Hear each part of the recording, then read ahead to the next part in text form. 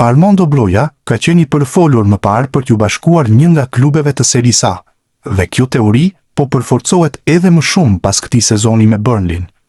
Sulmuesi i kombëtares shqiptare ka bërë 23 paraqitje këtë edicion në Premier League, duke realizuar vetëm një gol.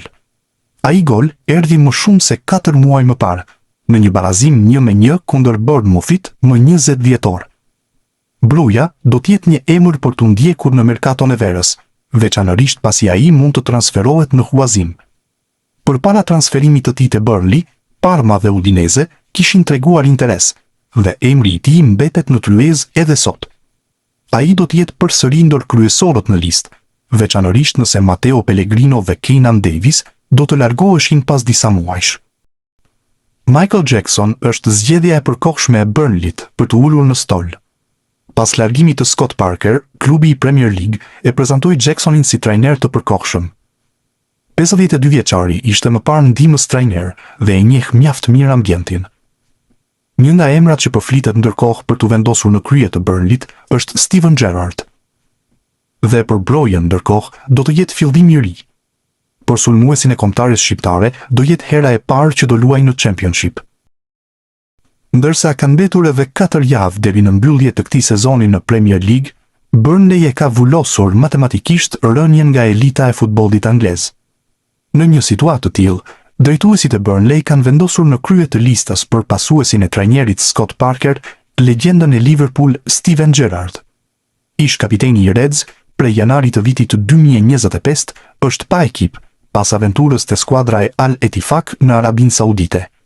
Bordi kërkon në reformë të thellë për të ndryshuar shumë çka, dhe Gerrard e ka treguar se ka eksperiencën e duhur për t'i ngjitur sërish në Premier League. 45 vjeçari njihet për raportin e ngushtë me lojtarët, dhe nëse emërohet, mund të konsiderohet shansi i lartë që Broja të ndryshojë marsh dhe t'i jipen hapësira për të bërë protagonistin në ekip, ndryshe nga sa ka ndodhur me trajnerin Parker.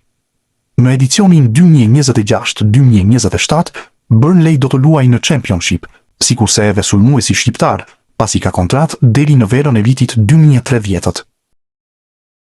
Armando Broja nuk ka bërë një sezon të mirë me Burnley, dhe kjo shihet qartësisht nga shifrat e tij. Vetëm një gol i shënuar me klubin e Premier Ligës dhe një rol dytësor në pjesën më të madhe të ndeshjeve ka sjellë zhgënjim te tifozët e klubit që po shkon drejt rënies në Championship. Por, sipas ish sulmuesit të njohur të Arsenalit, Alan Smith, Burnley nuk duhet të mendojë të largojë Brojen, por si të shfrytëzojë potencialin e tij në kategorinë e dytë angleze, pasi ai mund të kthehet në një armë të fortë për të.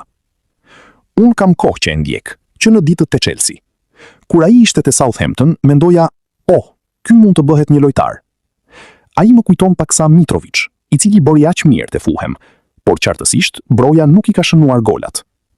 Ai është i aftë ta bëjë një gjë të tillë, dhe nëse ata bien nga kategoria, ndjej se në Championship ai do të ishte një aset i madh për skuadrën.